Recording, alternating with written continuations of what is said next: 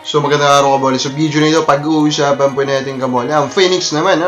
So tinutuloy na po natin yung series natin kung saan nagbibigay po tayo ng trade suggestion kabole. At marami pa pong mga dapat pag-uusapan around the league tulad ng nangyari po sa finals. So hindi pa nakasubscribe, pakipindot naman po yung subscription button. Unahin nga natin kabole sa comments po ng mga fans. Sabi po na Ray Gutierrez, patungkol po ito dun sa ating prediction actually sa finals. Mahina si Chito nagpasok ng player. Si Abo kaya ng bantay ng import, maraming pwedeng subukan na player. Hindi yung binibigyan ng time tulad ni Rescotto, Murel, bakit kinuha niyang player, hindi naman niya. Ginagamit yun po yung banat itong si Kabole nating Ray Gutierrez. I actually beg to disagree Kabole. One of the strength of Coach Chito Narbasa, Chito Victolero Kabole is actually yung rotation niya Kabole. Kaya nga ito, consistent po sila pa rin na contender Kabole. Kahit hindi naman po naway top 3 yung kanila pong line-up kasi nga po magaling magbalansa ng player sa Coach Chito. And now, yung mga binanggit mo kasi mga player Kabole, nandun na sila sa 11. Actually, ginamit naman si Scotto Saka siya dun sa third stringer, di ba? Na nakapagdala sa kanila dun sa game, pabalik Kabole. Di ba? So, the accusation na hindi po marunong magbalansa si Coach Chito is actually far beyond the truth. Isa yan sa strength ni Coach Chito. Actually, yun nga kabalik rin yung weakness niya Kabole, in a way, di ba?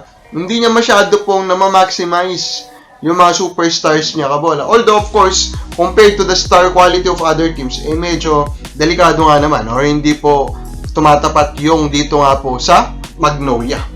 Now, Kabole, itong pong preparation ng Gilas is ang naging plano ni Coach Tim Con is 1 week practice, parang ganun, mabilisang practice lang.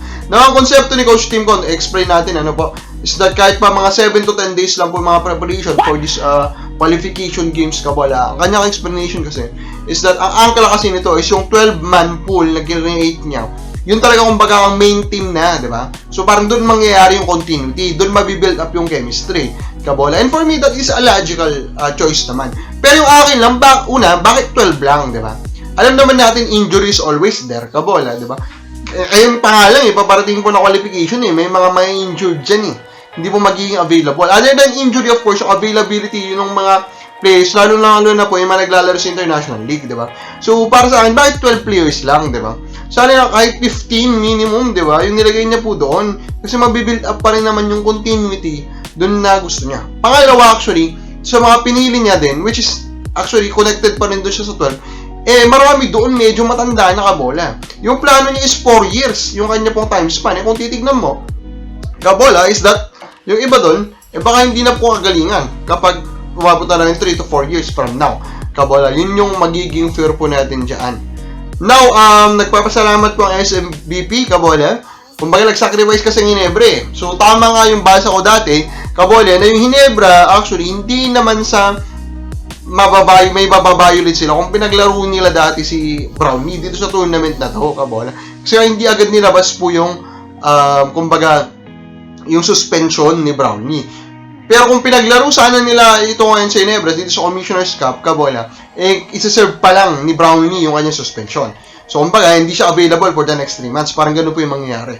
Pero dahil hindi na po siya pinaglaro ng Ginebra, kahit pa allowed, or pwede naman sana nila pinaglaro, di available na po ngayon si Brownie, Kabole. Ang nanakit o nasaktan nga lang is yung chances po ng Ginebra, diba? Hanggang semis lang po sila, Kabole. Kasi nga po, hindi kinaya ni Tony Bishop na replicate po yung kayang gawin ng isang Justin Brownlee. Now, speaking of our playoffs, Kabole, of course, give respect to Phoenix, Kabole, was an amazing run. Now, they will enter the Philippine Cup with a lot of questions. Maraming fans nagsasabi, asa sa import lang sila or what, Kabole. So, I am proposing, or may trade suggestion po sa kanila, will be to trade for Rosario in exchange for their 2024 first round pick, Richie Rivero, and then Shadi Rangel. Diba? So, kumbaga ang konsepto lang dito, simple lang naman, diba? I think they already have a good concept of what can make them win games, Kabole, and even reach deep into the playoffs. Remember, those first 2 games against Magnolia, those games are toes up, diba? Natalo lang talaga sila sa experience, diba? So just imagine, Kabole, now, diba?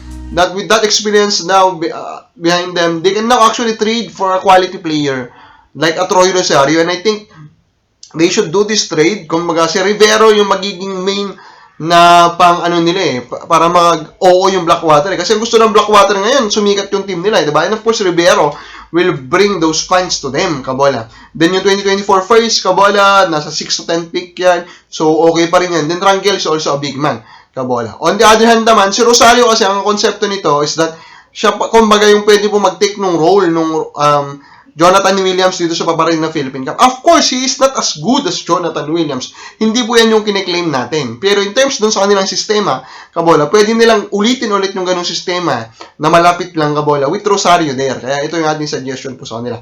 Kabola, sa palagay mo, okay ba itong trade na to? Comment lang po sa baba.